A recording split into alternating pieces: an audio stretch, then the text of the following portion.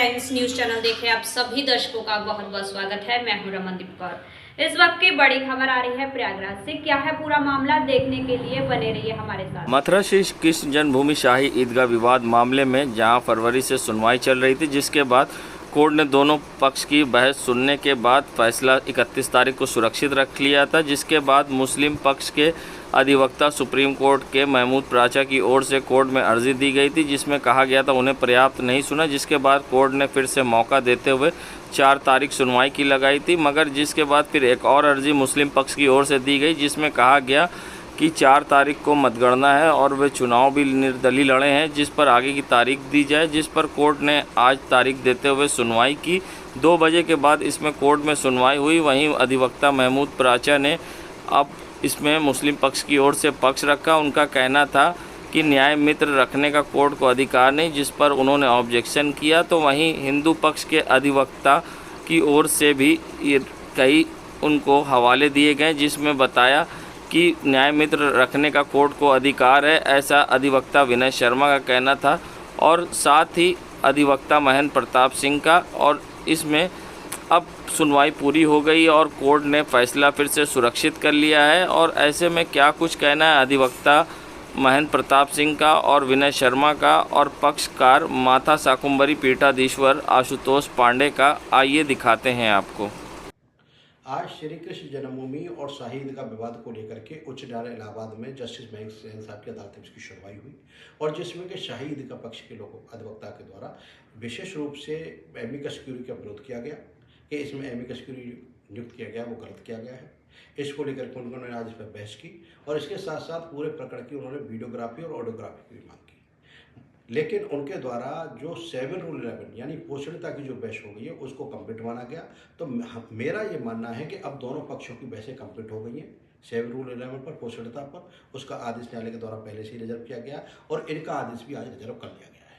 अब आगे क्या आदेश आता है, अब विशेष रूप से एमिकस क्यूरी पर और पोषणता पर आदेश आएगा, वो आदेश आपको बता दिया जाएगा। जन्मभूमि मामले की सुनवाई जो कोर्ट नंबर 89 में कोर्ट नंबर 78 में आज चल रही थी ऑनरेबल जस्टिस मयंक कुमार जैन साहब के सामने, उसमें मुस्लिम पक्ष की तरफ से मिस्टर महमूद प्राचा हैं, उनकी तरफ से एक एप्लीकेशन आई थी कि उनको ऑडियंस पे सुना नहीं गया था, ऐसा उनकी एप्लीकेशन थी। 31 तारीख को भी दी थी उन्होंने, 3 तारीख को भी एप्लीकेशन दी थी। तो कोर्ट ने उस पर 3 तारीख वाली एप्लीकेशन को कंसिडर करके उस पर आज के लिए 4 तारीख के लिए डेट फिक्स की थी। 4 के बाद वो किन्हीं कारणों से वो कह रहे थे, शायद वो उन्होंने सांसद का चुनाव लड़ा है, वो आ नहीं पाए हैं, तो कोई जूनियर अपीयर किया था उनकी तरफ 4 तारीख को। तो 4 तारीख को उनकी आर्ग्यूमेंट जो जूनियर की आर्ग्यूमेंट को कंसिडर करके आज के लिए डेट लगा ली गई। तो आज वो महमूद प्राचा जी अपीयर किए मुस्लिम पक्ष की तरफ से और उन्होंने 2-3 चीजों पे अपना हैमर किया। उन्होंने कहा कि साहब हमने जो एप्लीकेशन है मैं सुना नहीं गया था पिछले बार। पहला ऑब्जेक्शन तो उनका ये था और दूसरा ऑब्जेक्शन ये था कि एमिकस क्यूरे पे उन्होंने ऑब्जेक्शन किया था कि एमिकस क्यूरे जो अपॉइंट हुए थे वो सारे सूट्स में एक्सेप्ट सूट नंबर 17 के अलावा, तो उनका उस पे हैमर था और ओरिजिनल जुडिक्शन पे भी हैमर किया था उन्होंने अपनी बात रखी आज और हम लोगों ने अपनी बात रखी। हमने ऑर्डर 1 रूल 8A का जो है रेफरेंस दिया उसके रिगार्डिंग में, एमिकस क्यूरे के रिगार्डिंग में ऑर्डर 1 रूल 10 का रेफरेंस दिया। कुछ provisions high court Allahabad rules के दिए हमने, तो दोनों के आर्गुमेंट कंक्लूड करके वो जजमेंट रिजर्व हो गया है। अब शायद जो हम ऐसा संभव थे शायद कोई जजमेंट आएगा इस पर छुट्टियों में। Ji Vinay Sharma, advocate high court, counsel for Shri Krishna Janmabhoomi Mukti निर्माण। कहा है कि जो न्याय मित्र माननीय न्यायालय द्वारा इस वाद में तैनात किया गया, नियुक्ति की गई है, वह अवैध है, वह नियुक्ति नहीं हो सकती है। पर माननीय न्यायालय में उन्होंने अपनी बातें रखी है, आदेश अपने सुप्रीम कोर्ट के और हाई कोर्ट के बताए, परंतु हिंदू पक्ष ने भी साथ साथ हम लोगों ने कहा है कि हाई कोर्ट का ये नियम है कि केस में, क्योंकि ये ना तो वादी का इनसे मतलब होता है ना प्रतिवादी का मतलब होता है, न्याय मित्र का अर्थ होता है कि वह न्यायालय को बताए कि किस कानून से ये वाद वाद्य है, किस कानून से बात चलेगा। तो जो दोनों पक्षों की गलतियां होती है उसको न्यायालय को बताएगा, किसी एक पक्ष का नहीं होता है। तो माननीय न्यायालय ने दोनों पक्षों की बात सुनी है और अब शाम तक जो भी आदेश माननीय न्यायालय का आएगा उसका पालन किया जाएगा। 7/11 के लिए सुरक्षित फैसला है, उसका कभी भी फैसला आ सकता है और उसमें पूर्व में हमारी बहसें हो गई है।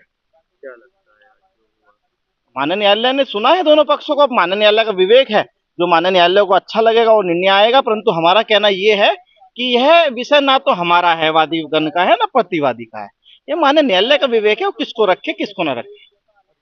माता शाकुंभरी पीठाधीश्वर भृगुवंशी आशुतोष पांडे, अध्यक्ष श्री कृष्ण जन्मभूमि मुक्ति निर्माण ट्रस्ट मथुरा।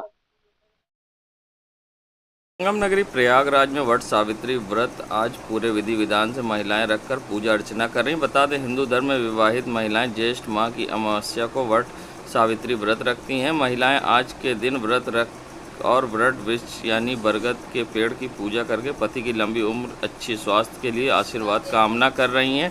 वहीं आज सुबह से ही महिलाओं ने संगम में स्नान करके सीधा कल्याणी देवी मंदिर के सामने वट वृक्ष की परिक्रमा की और विधि विधान से पूजा अर्चना करते दिखाई दी। शास्त्रों में कहा गया है कि वट वृक्ष में ब्रह्मा, विष्णु और महेश तीनों देवता निवास करते हैं। इस व्रत को करके महिलाएं तीनों देवों से अपने पति की लंबी आयु का वरदान मांग रही हैं। वहीं विधि विधान से पूजा अर्चना करती महिलाएं दिखीं। सुहागन निर्जला व्रत रखे कर यहाँ पूजा अर्चना कर रही थी। संगम से स्नान करने के बाद सीधा महिलाओं ने सुहागन यहाँ पूजा अर्चना की। और क्या कुछ कहना था महिलाओं का वट सावित्री को लेकर व्रत को, आइए दिखाते हैं आपको। मान्यता है कि वट सावित्री व्रत रहने से हमारे पति की उम्र लंबी होगी और अगर हम विधि पूर्वक की पूजा करते हैं तो परिवार में सुख संपन्नता आती है। और इसमें हम लोग भगवान विष्णु की पूजा करते हैं और देवी सावित्री की पूजा करते हैं, जो अपने पति को यमराज के मुख से निकाल लाई और उनके पति काफ़ी लंबी उम्र तक जिए। उनके ससुर का शासन वापस मिल गया। अपने परिवार को हर तरह से उन्होंने सुखी संपन्न अपनी तपस्या के बल पे कर दिया। तो हम लोग भी इसी कामना से उनका व्रत करते हैं कि हमारे परिवार में भी सुख शांति रहे, हमारे पति की उम्र लंबी हो और हमेशा वो स्वस्थ और सुखी रहे। मैं आभा श्रीवास्तव। आज वट सावित्री है, सुहाग के लिए आदमी व्रत रखता है और पूजा करता है।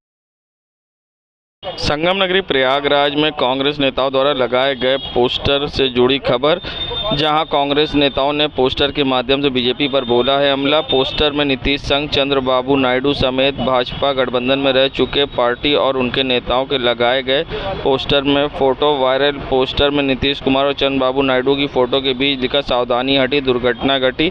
पोस्टर में लिखा होशियार रहिए, भाजपा इन पार्टियों को खा गई, आगे इंतजार करिए। पोस्टर में एनसीपी, शिवसेना, बीएसपी, बीएसपी के संग आईडीएमके, जेजेपी, अकाली दल, पीडीपी नेताओं के नाम और फोटो भी लगे हुए हैं।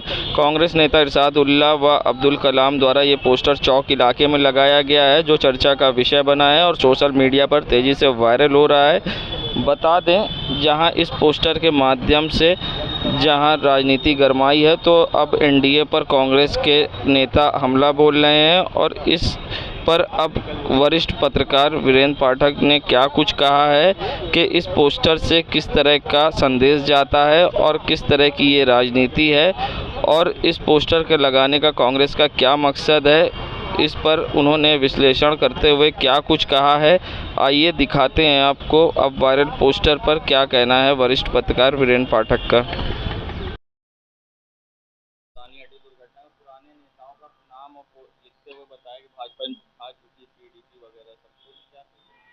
देखिए, ये तो राजनीतिक व्यंग्य है और एक तरीके से भारत की राजनीति में जो चल रहा है उसकी तरफ इन्होंने सावधान किया है। नेता तो सब पलटू है ही है, किसी भी दल के नेता कहीं भी जा रहे हैं, कहीं भी शुद्ध हो जा रहे हैं। सत्ता सभी नेताओं को चाहिए, तो एक तरीके से ये जो राजनीतिक व्यंग्य है वो तो ठीक ही है। संगम नगरी प्रयागराज में अक्सर देखा जाता है कहीं न कहीं चौराहों पर लगे तिरंगे अक्सर या फटे होते हैं या फिर उसके कलर खराब हो जाते हैं। वहीं अब स्टेशन चौराहे पर लगा तिरंगा फट चुका है और तिरंगे का अपमान हो रहा है। नगर निगम की लापरवाही के कारण इस पर ध्यान नहीं दिया गया है। बता दें, 2019 में सभी चौराहों पर तिरंगा लगाया गया था और उसके रात में अपमान ना हो इसलिए लाइट भी हाई मास्ट लगाई गई थी, मगर लाइट तो हाई मास्ट खराब पड़ी हुई है, मगर तिरंगे भी अब फट गए हैं और कई चौराहों पर इसी तरह तिरंगे के हाल है। मगर अब देखना होगा नगर निगम इस पर क्या ध्यान देता है और कब सही कराता है। फिलहाल स्टेशन के पास लगा तिरंगा फट चुका है और तिरंगे का अपमान हो रहा है और इसको कब चेंज कराता है नगर निगम, अब ये भी देखने वाली बात होगी। फिलहाल वीडियो सोशल मीडिया पर हो रहा है तेजी से वायरल। देश दुनिया की खबरों के लिए world media times news channel को सब्सक्राइब करें।